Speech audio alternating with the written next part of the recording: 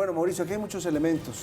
Paula, tenemos por un lado el toque de queda que acaba de salir del presidente, hablando con el alcalde, pero tal vez lo más importante, ese mensaje que dice el presidente, que lo destacaba Paula, diálogo social. Diálogo social. Y minutos después de esa alocución del presidente vino la contrarréplica de la oposición, que está respondiéndole a la alocución de ayer del presidente, que tuvo además muchos problemas técnicos. Así es. Giovanni, creo que el reto del gobierno, para empezar por allí, ahora hablamos de la oposición y después hablamos de todos nosotros, la sociedad civil. El reto del gobierno consiste en poder separar, en el momento de diseñar la estrategia de cómo enfrentar esta crisis, poder separar la paja del heno, poder separar la auténtica protesta política legítima de distintos sectores por unas demandas que uno puede considerar más relevantes, menos relevantes, algunas de ellas más gaseosas, otras más sólidas, pero protesta legítima y que está en este momento planteándole una agenda específica al presidente. Poder separar eso claramente de la necesidad de tomar medidas de seguridad para controlar el orden público, para desplazar el vandalismo, para desplazar el pillaje y para desplazar a los bandidos. Recuerden ustedes que ayer hablábamos de la necesidad de que el gobierno reconociera una interlocución con aquellos que hasta las 4 de la tarde del día de ayer y hoy en algunos ámbitos específicos hicieron cacerolazos pacíficos. Y ese diálogo, para mi gusto, el gobierno se demoró 24 horas en hacerlo explícito, en formalizarlo, en establecer mecanismos. Ayer dijo, este gobierno oye el presidente. Ayer dijo, este gobierno escucha. Y estamos dispuestos a escuchar y estamos oyendo, pero nada muy concreto. El día de hoy, 24 horas después, y desafortunadamente, todos estos desmanes que ustedes ven en las imágenes en este momento, después de eso, terminó el gobierno diciendo, vamos a establecer esta conversación nacional. El nombre no es muy afortunado, conversación nacional, digamos que el diálogo nacional. Y ese diálogo nacional formalizado, arrancando el día miércoles de la próxima semana, que para algunos quizás luce muy distante, vamos a ver qué sucede aquí al miércoles, por lo menos que haya una sentada con los promotores del paro que están pidiendo esa sentada para iniciar los diálogos formalmente, es el que abre ese espacio.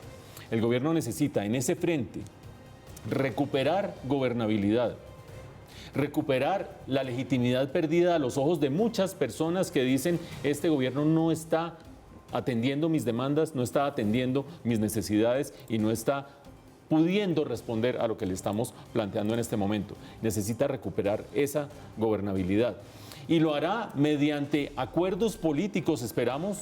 De eso no se ha oído nada, de eso no se ha sabido nada.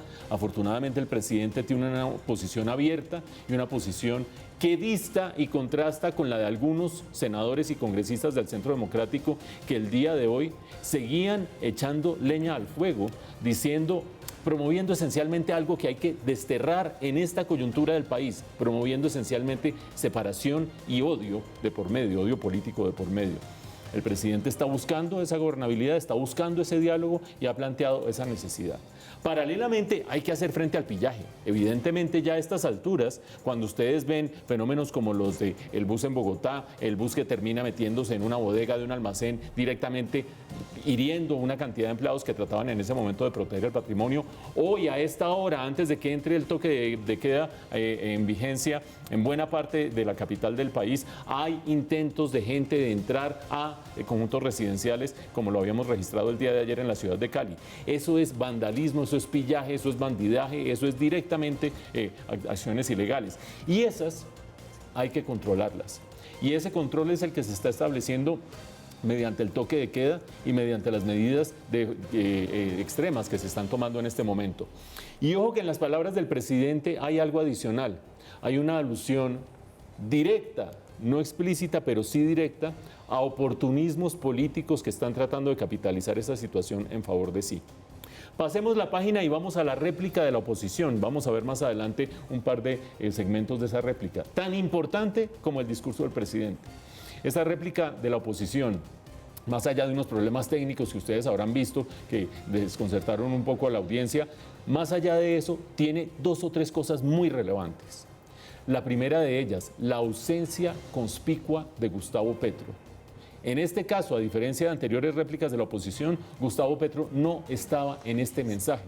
Y en este mensaje, ¿por qué es importante que no estuviera Gustavo Petro? Por distintos motivos. La ausencia misma de la figura más importante de la oposición para algunos sectores de este país es relevante. Pero además, porque esta réplica destaca el rechazo absoluto a la violencia. También el rechazo a los excesos de la fuerza pública, también lo dijeron, pero el rechazo absoluto a la violencia como un mecanismo para protestar. Ausencia de Gustavo Petro de esta réplica.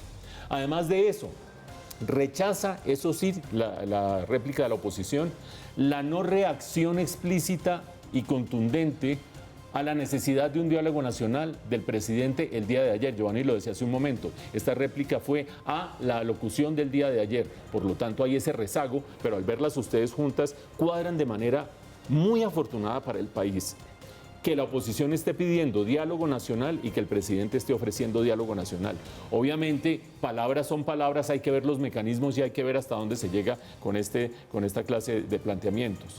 Pero hasta el momento, por lo menos desde el punto de vista de las manifestaciones políticas, del Estado, del jefe del Estado y de la oposición, que además funge como líder de las protestas políticas pacíficas que han sido muy significativas en este país, no solo ayer, sino hoy con los cacerolazos, están convergiendo para fortuna del país.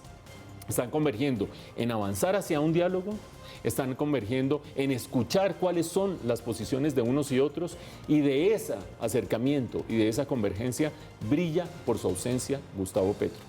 Quiero recordar un mensaje de Gustavo Petro en Twitter el día de hoy. Decía: el toque de queda de la ciudad de Bogotá es dictadura. La protesta social tiene que mantenerse hasta que el presidente abra. El abra, ustedes verán, lo escribió con H, y yo no sé muy bien cómo será la cosa, abra un diálogo social. Pues el diálogo social se ha abierto como convergencia de gobierno y de la oposición, como convergencia del jefe del Estado y de la oposición. Y Gustavo Petro se ha quedado por fuera de ese diálogo social. Entra en vigor el toque de queda en toda la capital en unos cuantos minutos y vamos a ver qué termina sucediendo con el vandalismo, el pillaje y el bandidaje y el oportunismo político.